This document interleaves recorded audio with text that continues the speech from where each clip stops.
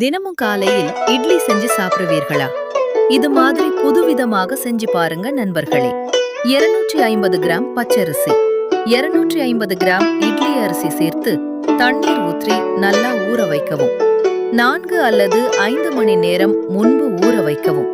பின்னர் நல்லா அரைத்து எடுக்கவும். பின்னர் அதில் 80 கிராம் சர்க்கரை, 60 கிராம் மைதா மாவு, 5 கிராம் ஈஸ்ட் அல்லது பேக்கிங் சோடா சேர்த்து நன்றாக கலக்கவும்.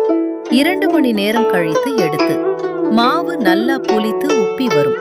அப்புறம் பேப்பர் கப்பில் ஊற்றி மமேலே வெள்ளை எள், உலர் திராட்சை சின்ன சின்ன துண்டுகளாக நறுக்கி பேரிச்சம்பழம் சேர்த்துக் கொள்ளுங்கள்.